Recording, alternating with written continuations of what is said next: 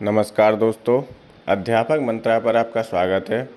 और हम चला रहे हैं यूपी स्पेशल सीरीज़ में लोकगीत, लोक नृत्य, मेले, उत्सव का तीसरा पार्ट है, जिसमें हम आगे के प्रश्न कंटिन्यू करेंगे।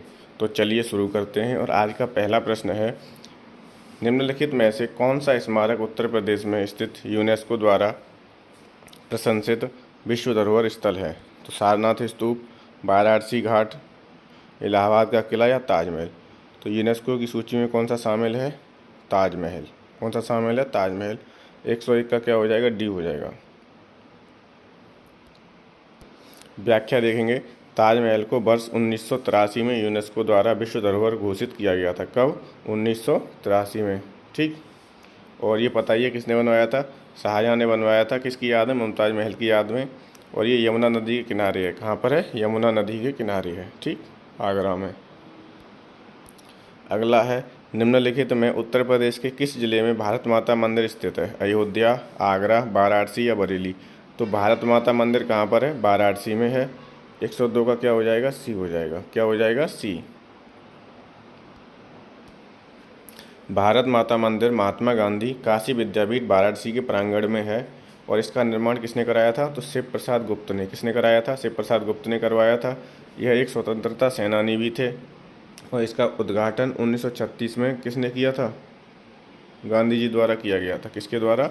गांधी जी द्वारा। कब हुआ था इसका उद्घाटन? 1936 में। तो भारत माता मंदिर कहाँ पर है? वाराणसी में। कहाँ पर है? वाराणसी में।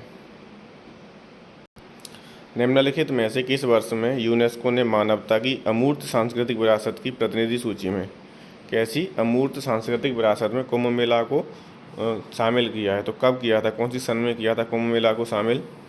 2019, 2011, 2015 या 2017। तो कुंभ मेला को यूनेस्को ने मानवता की अमूर्त सांस्कृतिक विरासत की सूची में कब शामिल किया था? 2017 में। कब किया था? 2017 में। तो 103 का क्या हो जाएगा? डी हो जाएगा। अगला है, काशी विश्वनाथ मंदिर उत्तर प्रदेश के किस जिले में है? काशी विश्वनाथ मंदिर। तो बाबा विश्वनाथ, काशी विश्वनाथ, और ये 12 ज्योतिर्लिंग में से एक ज्योतिर्लिंग भी है। कहाँ पर है ये? वाराणसी में है। कहाँ पर है? वाराणसी में। निम्नलिखित में से कौन सा नृत्य उत्तर प्रदेश की शास्त्रीय नृत्य शैली है? तो उत्तर प्रदेश का कौन सा है? कथक है। कथक कहाँ का है? उत्तर प्रदेश का है। भरतनाट्यम तमिलनाडु का है। ओडिसी उड़ीसा का है। और कुचिपुड़ी कहाँ का है? आंध्र प्रदेश का। कुचिपुड़ी कहाँ का है? आंध्र प्रदेश का। तो नृत्य इम्पोर्टेंट हैं ये। इसका फटाफट से स्क्रीनशॉट लो। ठीक, ये शास्त्रीय नृत्य कितने हैं? यही हैं। ओडिसी उड़ीसा का है, कुचिपुड़ी आंध्र प्रदेश का है, भरतनाट्यम तमिलनाडु का है, कथकली केरल का है, और कथक हमारे उत्तर प्रदेश का है। शास्त्रीय नृत्यों की संख्या है वो 8 है। कितनी है? 8 है। कथकली केरल का है, कथक उत्तर प्रदेश का है, और कुचिपुड़ी आंध्र प्रदेश का है। तो ये का से 3 शुरू हो रहे हैं, इनमें कन्फ्यूज नहीं होना है बिल्कुल भी। कथक उत्तर प्रदेश का है, कथकली केरल का है। ऐसे याद कर लो, केरल की कली, केरल की कली। तो कथकली कहाँ का है? केरल का। और मणिपुरी याद नहीं करना, मणिपुरी मणिपुर में, और ओडिसी उड़ीसा में, मोहिनीअट्टम केरल में, और सतरिया कहाँ पे है? असम में। ठीक है। तो 7 ये लिस्ट में दिए हुए हैं। और 8वां कौन सा था? कथक था, जो कहाँ का है? अपने उत्तर प्रदेश का है। तो 8 शास्त्रीय नृत्य हैं। कितने हैं? 8। उत्तर प्रदेश में हर साल ताज महोत्सव कहाँ में आयोजित किया जाता है? कानपुर, आगरा, मेरठ या मथुरा। तो ताज महोत्सव किया जाता है आगरा में। कहाँ पर? आगरा में। 106 का बी हो जाएगा। 106 का बी। प्रसिद्ध बांसुरी वादक हरिप्रसाद चौरसिया का जन्म कहाँ हुआ था? तो हरिप्रसाद चौरसिया किससे संबंधित है? बांसुरी से। किससे? बांसुरी वादक हैं कौन? हरिप्रसाद चौरसिया। तो प्रश्न में ही हमने एक पॉइंट याद कर लिया। क्या याद किया? कि हरिप्रसाद चौरसिया बांसुरी वादक हैं। ठीक। और इनका जन्म कहाँ हुआ था? लखनऊ, कोलकाता, इलाहाबाद या लोखंडवाला। तो इनका जन्म हुआ था लोकनाथ, इलाहाबाद में। ठीक है। तो लाइन क्या फैक्ट बनेगा? हरिप्रसाद चौरसिया जो बांसुरी वादक हैं, इनका जन्म लोकनाथ, इलाहाबाद में हुआ था। कहाँ पर हुआ था? लोकनाथ, इलाहाबाद में। प्रसिद्ध भारतीय तबला वादक का नाम बताएं जिनका जन्म उत्तर प्रदेश के वाराणसी में कबीर चौरा में हुआ था तथा जो बनारस घराने से संबंधित हैं। तो अल्लाह रखा अहमद जान थिरकवा या शिव कुमार शर्मा या पंडित किशन महाराज। तो पंडित किशन महाराज क्या हैं, एक तबला वादक है और इनका जन्म कहाँ पर हुआ है, वाराणसी में हुआ है। ठीक, तो 108 का क्या हो जाएगा भाई, डी हो जाएगा। और ये किस घराने से संबंधित हैं, बनारस घराने से। किससे हैं, बनारस घराने से। अगला है निम्नलिखित हिंदुस्तानी शास्त्रीय गायकों में किसका संबंध उत्तर प्रदेश से है। भीमसेन जोशी, गंगूबाई हंगल, गुलाम अली खान या सिद्धेश्वरी देवी। तो कौन सी गायिका का संबंध किससे, उत्तर प्रदेश से है। तो ये डी, सिद्धेश्वर देवी, सिद्धेश्वरी देवी कहाँ की हैं, उत्तर प्रदेश की हैं। 109 का क्या हो जाएगा, डी उत्तर हो जाएगा। 109 का क्या होगा, डी एकदम सही उत्तर है। अगला है 110, बधाई कौन सी विधा है, बुंदेलखंड का लोकगीत है या बुंदेलखंड का लोक नृत्य है, ए और बी दोनों या उपयुक्त में से कोई नहीं। तो बधाई जो है वो बुंदेलखंड का लोकगीत है। 110 का क्या हो जाएगा, ए हो जाएगा। क्या हो जाएगा 110 का, ए। ठीक, बधाई क्या है, बुंदेलखंड का लोक संगीत है। क्या है, लोक संगीत। अगला प्रश्न है, तो लट्ठमार होली कहाँ मनाई जाती है, बरसाना में, वृंदावन में, वाराणसी में या कुशीनगर में। तो ये मथुरा में कहाँ मनाई जाती है, बरसाना में। 111 का क्या हो जाएगा, ए। लट्ठमार होली इंपॉर्टेंट है, पूछा गया है कई बार, विश्व प्रसिद्ध है लट्ठमार होली। अगला प्रश्न है, कौन सा गीत राधा और कृष्ण के देवत्व का गुणगान करता है, कव्वाली, रामलीला, रसिया या गजल। तो क्या है, राधा और कृष्ण के देवत्व का गुणगान कौन करता है, रसिया करते हैं। 112 का क्या हो जाएगा, सी हो जाएगा। 112 का उत्तर क्या होगा, सी। 113 है, उत्तर प्रदेश का प्रमुख लोकगीत क्या है, धमार, बिरहा, टप्पा या कव्वाली। तो उत्तर प्रदेश का प्रमुख लोकगीत क्या है, बिरहा है। क्या है, बिरहा है। इसमें जो भी प्रश्न बता रहा हूँ मैं, जो भी करा रहा हूँ, ये प्रीवियस ईयर में पूछे गए उत्तर प्रदेश के किसी न किसी एग्जाम में। तो ये आने वाली सभी परीक्षाओं के लिए बहुत ही महत्वपूर्ण है, बहुत ही उपयोगी हैं। चाहे वो कोई छोटा एग्जाम हो, वनडे एग्जाम हो, या फिर R O, A R O, PCS, LT grade कुछ भी हो। ठीक, जहाँ पर भी GS आती है वहाँ पर स्पेशल यूपी आएगी तो यहीं से आएगी। ठीक है, तो इसलिए इसे बढ़िया से प्रैक्टिस करो। जो जो मैं बताता हूँ कि ये फैक्ट नोट कर लो तो नोट कर लो, उसे स्क्रीनशॉट ले लो, उसे अपने नोटबुक में नोट डाउन करो और उसे फिर याद करो, रिवीजन करो। ठीक, अगला प्रश्न है, उत्तर प्रदेश के निम्नलिखित किस जिले में प्रतिवर्ष बटेश्वर मेला का आयोजन किया जाता है। तो बटेश्वर ये मेला एक क्या है, पशु मेला है। और कहाँ लगता है, आगरा में लगता है। लोअर PCS में पूछा गया था, लोअर एग्जाम में। ठीक, लखनऊ महोत्सव प्रतिवर्ष कब मनाया जाता है, मार्च अप्रैल में या अप्रैल मई में या अक्टूबर नवंबर या नवंबर दिसंबर में। तो लखनऊ महोत्सव कब मनाया जाता है, नवंबर और दिसंबर में। ठीक है, ताज महोत्सव भी सर्दियों में ही मनाया जाता है। ताज महोत्सव कहाँ पर, ताज महोत्सव कहाँ लगता है, आगरा में। ये भी प्रश्न पूछा गया। बटेश्वर मेला कहाँ पर, आगरा में लगता है।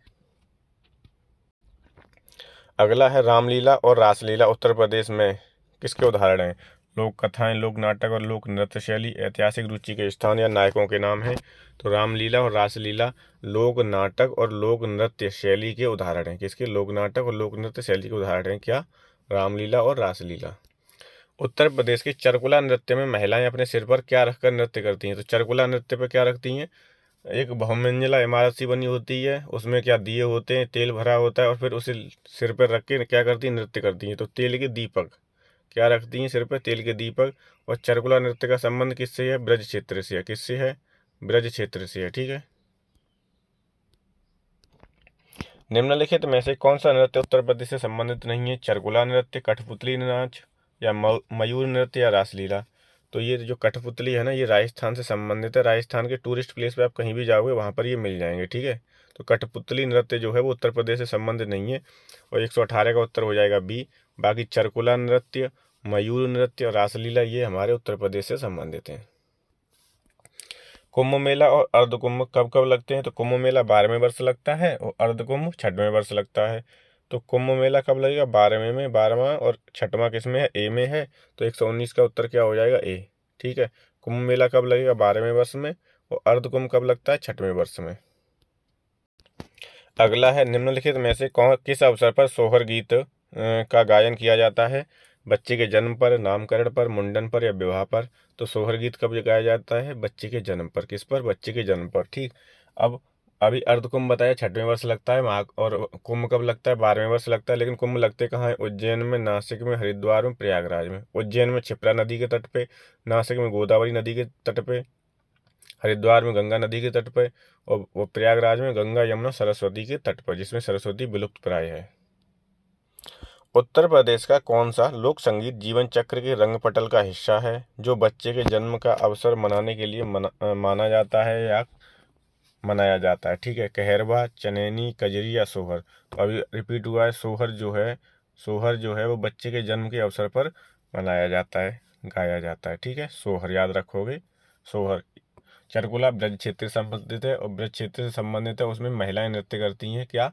108 दीपक तेल के भर के, और एक पिरामिड नुमा इमारत बनाती हैं, उसे सिर पर रखती हैं, फिर नृत्य करती हैं। ठीक है, तो चरकुला किससे संबंधित है? ब्रज क्षेत्र से। दिवाली के दौरान बुंदेलखंड के अहीर समुदाय द्वारा कौन सा नृत्य किया जाता है? तो पाई डंडा है, वो अहीर द्वारा, कल भी क्लास में आया था और आज भी। देखो, पाई डंडा अहीर समुदाय द्वारा मनाया जाता है, कहाँ पर? बुंदेलखंड में। पाई डंडा कहाँ पर मनाया जाता है? बुंदेलखंड में। किसके द्वारा? तो अहीर समुदाय द्वारा। ठीक। अगला प्रश्न है, सफेद धागे का उपयोग करके कपड़े पर की गई प्रसिद्ध कढ़ाई को क्या कहते हैं? चिकनकारी, गोटा, जरदोशी या जरी। तो क्या कहते हैं? इसे चिकनकारी कहते हैं। 123 का क्या हो जाएगा? ए हो जाएगा। 123 का क्या होगा? ए। अगला प्रश्न है, उत्तर प्रदेश किस कढ़ाई शैली के लिए विश्व प्रसिद्ध है? तो चिकनकारी के लिए, और चिकनकारी के लिए शहर पूछा जाएगा तो क्या है? लखनऊ है। क्या है? लखनऊ। ठीक है, चिकनकारी के लिए क्या है? लखनऊ शहर प्रसिद्ध है। अगला है, हस्तशिल्प के अंतर्गत आने वाली चिकनकारी का कार्य मुख्य रूप से कहाँ किया जाता है? तो मैंने एक प्रश्न पहले ही बता दिया कि चिकनकारी का कार्य कहाँ पर किया जाता है मुख्य रूप से, तो लखनऊ में किया जाता है। और 125 का उत्तर क्या हो जाएगा? सी हो जाएगा। 125 का उत्तर क्या हो जाएगा? सी। उत्तर प्रदेश के उस लोक संगीत का नाम बताएं जो मानसून के महीने में गाया जाता है और जो बिरह के भाव को दर्शाता है। चैती, गिद्दा, कजरी और कहरवा। तो ये याद रखना है आपको कि लोक संगीत लोक नृत्य हैं तो, लेकिन गाए कब जाती हैं ये लोक संगीत, किस अवसर पर गाए जाते हैं? तो जो कजरी है ये मानसून के महीने में गाया जाता है। कब? मानसून के महीने में। 126 का क्या हो जाएगा? सी हो जाएगा। 126 का सी। व्याख्या देखेंगे, कजरी पूर्वी उत्तर प्रदेश का प्रसिद्ध लोक संगीत है जो सावन के महीनों में गाया जाता है। कजरी गीतों में बिरह के भाव का, वर्षा ऋतु का तथा राधा कृष्ण की लीलाओं का वर्णन मिलता है। ठीक, तो कजरी कहाँ का है? पूर्वी उत्तर प्रदेश का है। और कब गाया जाता है? सावन के महीने में। आगरा घराने के उस्ताद लियाकत हुसैन खान ने किस उपनाम से कई रागों में बंदिशों की रचना की है? तो बेलायत हुसैन खान ने किस उपनाम से की है? प्रेमदास, प्राणप्रिया, सबरंग, दर्पण। तो किससे की है? प्राणप्रिया से। तो 127 का क्या हो जाएगा? बी हो जाएगा। अगला है, इनमें से कौन सा उत्तर प्रदेश का लोक नृत्य नहीं है? रामलीला, रासलीला, अहिर नृत्य या गिद्धा नृत्य। रामलीला, रासलीला, अहिर नृत्य ये सब हैं, लेकिन गिद्धा नृत्य नहीं है। ठीक है, गिद्धा नहीं है। 128 का क्या हो जाएगा? डी हो जाएगा। इन्हें एक बार सरसरी नज़र से देख लो। और असम के कौन से हैं? बिहू, बिछुआ, नटपूजा, महाराष्ट्र वे, खेल गोपाल इत्यादि। गुजरात का है गरबा, डांडिया। जम्मू कश्मीर का क्या है? रहूप, हिकात, मंदजास। उत्तर प्रदेश के हैं रामलीला, रासलीला, नौटंकी, अहीर नृत्य, कजरी। पंजाब का क्या है? गिद्धा, भांगड़ा। कर्नाटक के क्या है? यक्षगान और कुर्गा। तो इनका आप स्क्रीनशॉट ले सकते हो, ये वनडे एग्जाम के लिए बहुत ही महत्वपूर्ण है। अगला है, छठ पूजा में किस भगवान की पूजा की जाती है, जो उत्तर प्रदेश, झारखंड और बिहार का एक बहुत ही महत्वपूर्ण त्यौहार है? पृथ्वी की, आग की, रवि की या पेड़ की। तो सूर्य देवता की पूजा की जाती है। सूर्य का पर्यायवाची क्या होता है? रवि। तो 129 का हो जाएगा सी। फंसाने के लिए रवि लिख दिया है, जबकि बात तो एक ही है ना, सूर्य और रवि। तो किन की पूजा की जाती है? सूर्य को अर्घ दिया जाता है, रवि की पूजा की जाती है। ठीक है। अगला प्रश्न है, प्राचीन पुरुषों द्वारा चौक से बनाए गए चित्र अथवा गहरे लाल रंग के चित्र उत्तर प्रदेश के किस जिले में अत्यधिक मात्रा में पाए जाते हैं? तो गहरे लाल चित्र या चौक से बनाए गए चित्र कहाँ हैं? मेरठ, मिर्जापुर, वाराणसी या बांदा। तो ये आपको मिलेंगे मिर्जापुर में। और 130 का उत्तर हो जाएगा बी। 130 का क्या हो जाएगा? बी। उत्तर प्रदेश के निम्नलिखित में से किस जिले में नैमिषारण्य तीर्थ स्थल अवस्थित है? ये भी प्रश्न रिपीटेड है। अगर आप स्पेशल यूपी की क्लासेस देख रहे होगे तो ये मैंने बहुत अच्छे से पढ़ाया था। 80,000 ऋषि मुनि ने ठीक है, तपस्या की तो क्या है ये, इसका उत्तर नैमिषारण्य कहाँ पर है, तो नैमिषारण्य है सीतापुर में। कहाँ पर है नैमिषारण्य, सीतापुर में। 131 का हो जाएगा सी। इसकी व्याख्या देखेंगे, ये इंपॉर्टेंट है, कई बार परीक्षाओं में पूछा गया है। नैमिषारण्य तीर्थ स्थान सीतापुर जिले में अवस्थित है। तो प्रश्न एक फैक्ट हो गया, कहाँ पर है, सीतापुर में है। दूसरा, गोमती नदी के बाएं तट पर स्थित है। कहाँ पर है, गोमती नदी के बाएं तट पर है। तीसरा फैक्ट, किस धर्म से संबंधित है, तो हिंदू धर्म से संबंधित है। पुराणों तथा महाभारत में वर्णित नैमिषारण्य का पुण्य स्थान है, जहाँ सहस्त्र ऋषिश्वरों को वेदव्यास के शिष्य सूत ऋषि ने महाभारत तथा पुराणों की कथाएं सुनाई थी। तो नैमिषारण्य कहाँ पर है, सीतापुर जिले में है। भारतीय शास्त्रीय नृत्य की उत्पत्ति उत्तर प्रदेश से हुई। किस भारतीय शास्त्रीय नृत्य की, तो कथक की हुई थी। कथक उत्तर प्रदेश का है। ठीक है, कुचिपुड़ी कहाँ का है, आंध्र प्रदेश का। और मैंने बताया था केरल की कली, तो कथकली कहाँ का है, केरल का हो जाएगा। ठीक है, भरतनाट्यम कहाँ का है, तमिलनाडु का। भरतनाट्यम कहाँ का है, तमिलनाडु का। ऐसे ही 2-4 बार जब बोलोगे ना सो याद हो जाएंगे ये अपने आप। ठीक है, बोल बोल के पढ़ा करो, बोल बोल के पढ़ो। कथक उत्तर प्रदेश, कुचिपुड़ी आंध्र प्रदेश, कथकली केरल और भरतनाट्यम तमिलनाडु। अगला प्रश्न है, कौन सी कला मथुरा से स्टेज सिलिंग का की पारंपरिक कला है, तो कौन सी है, कजरी, लघुकला या सांझी। तो इसका उत्तर हो जाएगा सांझी। ठीक है, ये भी इंपॉर्टेंट है, एक नया प्रश्न है, यूपी SSC पैटर्न पूछा गया था 22 में। तो सांझी कला मथुरा से स्टेज सिलिंग की पारंपरिक कला है। कौन सी, सांझी कला। व्याख्या देखेंगे, सांझी कला मथुरा से स्टेज सिलिंग की पारंपरिक कला है। इसकी शुरुआत ब्रज में हुई तथा श्री कृष्ण की लीलाओं से जुड़ी हुई। यह कौन सी कला, सांझी कला। कौन सी कला है, सांझी कला। ठीक, अगला प्रश्न है 134, नौटंकी निम्नलिखित में से किस राज्य का लोक नृत्य है, तो नौटंकी कहाँ होती है, अपने उत्तर प्रदेश में होती है। तो 134 का क्या हो जाएगा, ए, उत्तर प्रदेश। लोक नृत्य नौटंकी कहाँ का है, उत्तर प्रदेश का है।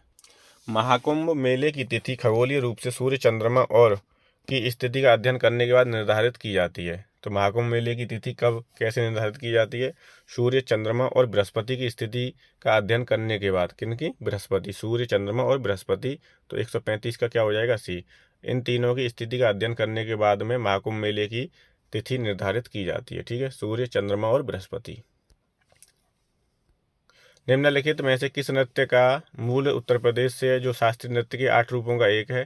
तो 8 रूप बताए मैंने। शास्त्रीय नृत्य के कितने रूप हैं, 8 हैं। उनमें से एक उत्तर प्रदेश का है, वो है हमारा कथक। उत्तर प्रदेश का क्या है, कथक है। ठीक है, मोहिनीअट्टम कर्नाटक का, कथकली कहाँ का, केरल का, सत्रिया कहाँ का, असम का। एक बार फिर देख लेंगे। 8 शास्त्रीय शैलियाँ हैं नृत्य की, जिसमें कथक उत्तर प्रदेश का है। कथक कहाँ का, उत्तर प्रदेश का। भरतनाट्यम तमिलनाडु का है। कथकली केरल का है। कुचिपुड़ी आंध्र प्रदेश का। मोहिनीअट्टम और कथकली दोनों केरल के हैं। ठीक है, मैंने अभी कर्नाटक बोल दिया था, भाव है वो रोके। तो कथकली कहाँ का है, कथकली और मोहिनीअट्टम कहाँ का रहे, केरल के हैं। ओडिसी तो उड़ीसा का याद करना नहीं है। मणिपुरी मणिपुर का, ये भी नहीं याद करना, ये याद करना है। लेकिन सत्रिया नृत्य कहाँ का है, असम का है। तो एक तो पहले काका वाले याद कर लो, का कथक कहाँ पर, उत्तर प्रदेश। कथकली और मोहिनीअट्टम केरल के हैं। ठीक, और भरतनाट्यम तमिलनाडु। ऐसा मोहिनीअट्टम कहीं कहीं कर्नाटक भी दिया है, तो इस चक्कर में ये वैसे तो याद रखना है आपको, कथकली और मोहिनीअट्टम कहाँ के हैं, केरल के शास्त्रीय नृत्य हैं। कहाँ के, केरल के। अगला प्रश्न है, ब्रोकेड कहाँ की प्रसिद्ध कला है, लखनऊ, आगरा, कानपुर या वाराणसी। तो ब्रोकेड कहाँ की है, वाराणसी की है। 137 का क्या हो जाएगा, डी हो जाएगा। अगला प्रश्न है, उत्तर प्रदेश के बटेश्वर मेले की सबसे महत्वपूर्ण विशेषता क्या है, पारंपरिक भोजन मेला, पशुधन मेला, सांड लड़ाई या इनमें से कोई नहीं।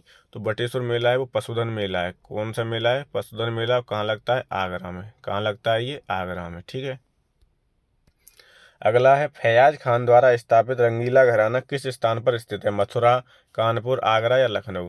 तो रंगीला घराना कहाँ पर स्थित है, आगरा में। और 139 का क्या हो जाएगा, सी हो जाएगा। 139 का उत्तर क्या होगा, सी। फैयाज खान द्वारा स्थापित है रंगीला घराना, और कहाँ स्थित है, आगरा में। अगला प्रश्न है, इनमें से कौन सा नृत्य नाटक उत्तर प्रदेश राज्य की पारंपरिक अर्ध ऐतिहासिक कहानियों एवं गाथा गीत का नृत्य नाटक है। कौन सा है भाई, घूमर है, कालवेशिया। कालवेशिया मैंने बताया था राजस्थान का है। स्वांग है या पुलिकल है, पुलकली है। तो कौन सा हो जाएगा इसका उत्तर, स्वांग हो जाएगा। और 140 का क्या हो जाएगा, सी हो जाएगा। 140 का उत्तर क्या होगा, सी। स्वांग उत्तर प्रदेश राज्य की पारंपरिक अर्ध ऐतिहासिक कहानियों एवं गाथा गीत का नृत्य नाटक है। अगला प्रश्न है हरदौल तथा कथा विशेष रूप से किस क्षेत्र के लिए लोकगीत है जो उत्तर प्रदेश एवं मध्य प्रदेश में फैले हुए हैं। तो भाई उत्तर प्रदेश में मध्य प्रदेश में कौन सा क्षेत्र फैला है, बुंदेलखंड क्षेत्र फैला है।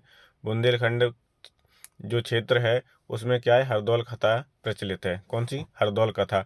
एक चीज़ और, बुंदेलखंड में कितने जिले शामिल हैं, तो 7 जिले शामिल हैं। कितने जिले शामिल हैं उत्तर प्रदेश के बुंदेलखंड क्षेत्र में, 7 जिले। अगला है उत्तर प्रदेश एवं बिहार का बारिश के मौसम का लोकप्रिय मनोरंजन क्या है। तो बारिश के मौसम में क्या झूला डाल दिया जाता है पेड़ों पे और झूलते हैं लोग। तो झूला जो है वो उत्तर प्रदेश एवं बिहार का बारिश के मौसम का एक लोकप्रिय मनोरंजन है। और सावन, सावन भी कह सकते हैं हिंदी के महीने में देखा जाए तो सावन के महीने में झूला झूला जाता है। अगला है नृत्य और संगीत की एक शैली से संबंधित लखनऊ घराना का दूसरा नाम क्या है। उत्तर घराना, नृत्य घराना, योग्य घराना या पूरब घराना। तो लखनऊ घराना का अन्य नाम क्या है भाई, पूरब घराना। क्या है, पूरब घराना। ठीक है, तो 143 का क्या हो जाएगा, डी हो जाएगा।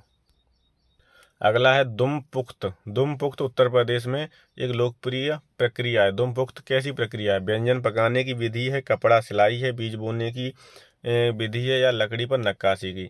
तो दुमपुख्त क्या है, व्यंजन पकाने की एक विधि है। और 144 का क्या हो जाएगा, ए उत्तर सही हो जाएगा, ए सही हो जाएगा। UP triple S C junior assistant, junior assistant में जो 5000 प्लस पद आए हैं उसमें यूपी स्पेशल के प्रश्न पूछे जाएंगे। ठीक है, तो ये यूपी ट्रिपल एस सी से होने वाली कोई भी परीक्षा हो, चाहे छोटा एग्जाम हो चाहे बड़ा एग्जाम हो, प्रत्येक परीक्षा में यहाँ से प्रश्न बनेंगे। और स्पेशल यूपी के बिना कोई पेपर बन नहीं सकता, क्योंकि हम यूपी में रह रहे हैं, यूपी की परीक्षा दे रहे हैं। तो यूपी का प्रश्न आना कोई बड़ी बात नहीं है, यूपी का प्रश्न आना ही आना है। ठीक है, प्रत्येक एग्जाम में।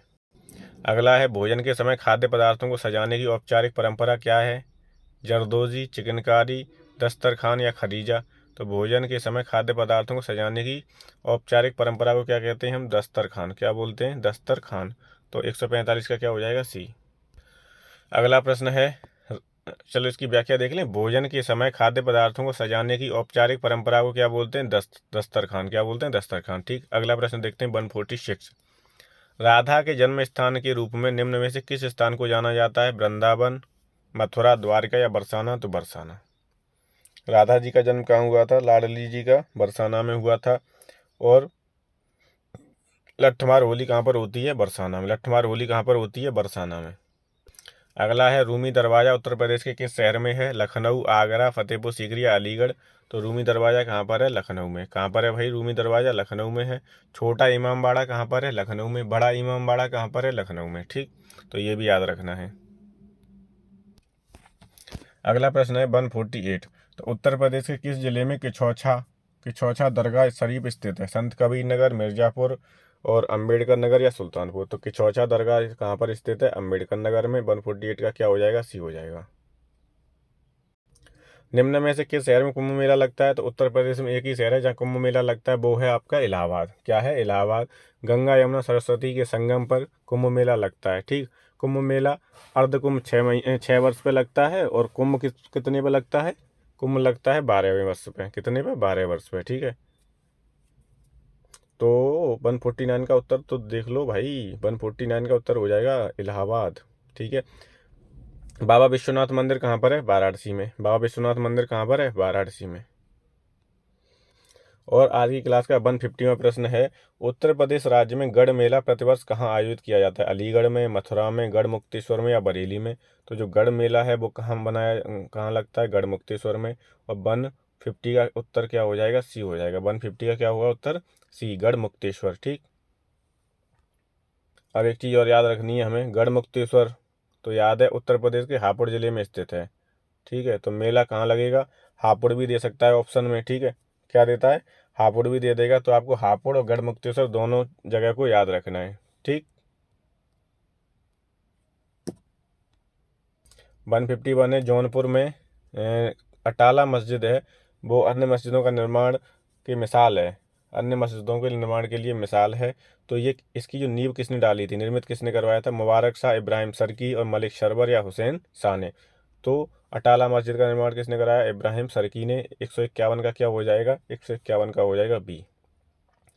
जौनपुर को हम सिराज ए हिंद कहते हैं। क्या कहते हैं जौनपुर को? सिराज ए हिंद कहते हैं। जौनपुर की स्थापना किसने की थी? तो फिरोज शाह तुगलक ने की थी। और किसकी याद में की थी? तो अपना चचेरा भाई था उसका, कौन? मोहम्मद बिन तुगलक, जिसका नाम था जौना खां। जौना खां की याद में फिरोज शाह तुगलक ने जौनपुर की स्थापना की थी। जौनपुर को सिराज ए हिंद कहते हैं। और जो अटाला मस्जिद कहाँ पर है? जौनपुर में है। अटाला मस्जिद कहाँ पर है? जौनपुर में है।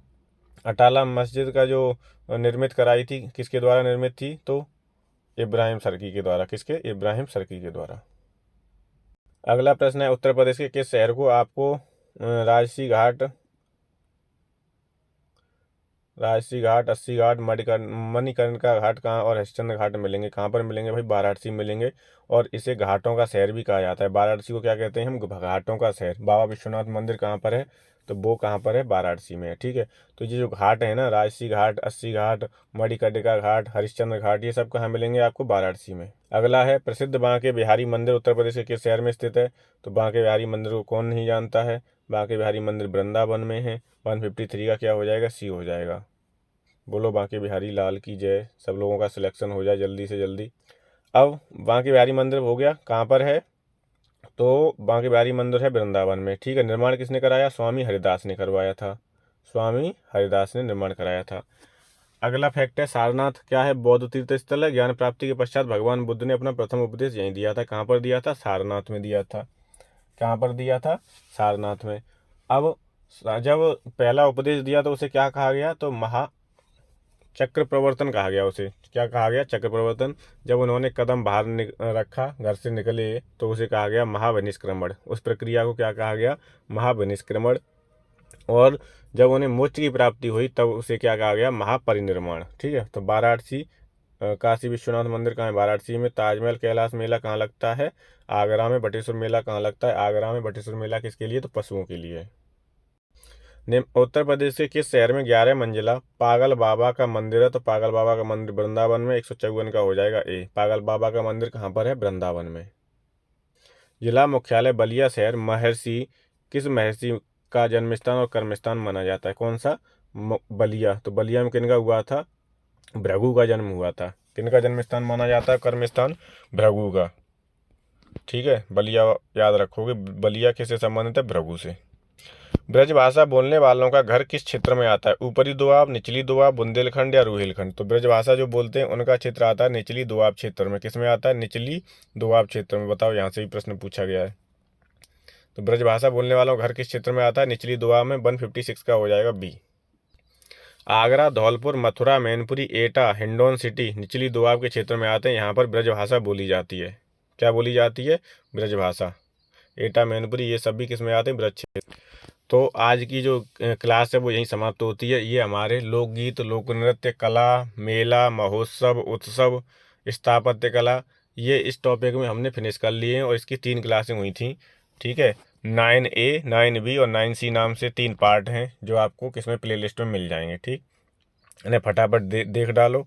और एक चीज़, अब कल की क्लास में हम शुरू करेंगे साहित्य एवं पत्र पत्रिकाएँ। ठीक है, जो हमारी उत्तर प्रदेश से संबंधित होंगी। किससे संबंधित होंगी? उत्तर प्रदेश से संबंधित होंगी। और ये जो सीरीज चल रही है वो मैं कई बार बता चुका हूँ, फिर बताऊंगा कि ये सीरीज आपके लिए मोस्ट इम्पोर्टेंट है। अगर आप यूपी के किसी भी एग्ज़ाम की तैयारी कर रहे हो, चाहे यूपी पुलिस में कंप्यूटर ऑपरेटर हो, या गोपनीय विभाग की जो वैकेंसी आती हैं वो हो, या यूपी पुलिस हो, या यूपी SI हो, ठीक, या फिर यूपी SSSC से किसी कर रहे हो, जूनियर असिस्टेंट है, VDO है, BPO है, लेखपाल है, एग्रीकल्चर में जो आती हैं, और तमाम वैकेंसी, यूपी PCS से आने वाली LT ग्रेड हो, खंड शिक्षा अधिकारी हो, RO ARO है, यूपी PCS है। ठीक है, होम्योपैथिक में जो आती रहती हैं, मतलब कोई भी परीक्षा है जो आयोग कराता है वहाँ पे स्पेशल यूपी से प्रश्न बनते हैं और आते हैं, पूछे जाते हैं। ठीक है, तो आप स्पेशल यूपी को बढ़िया करिए, तैयार करिए। कंटेंट इसका बढ़िया आपको मिल ही रहा है।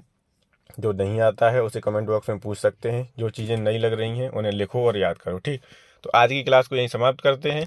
कल की क्लास में हम देखेंगे साहित्य एवं पत्र पत्रिकाएँ। तो अध्यापक मंत्रालय के साथ जुड़ने के लिए बहुत बहुत धन्यवाद। Thank you so much.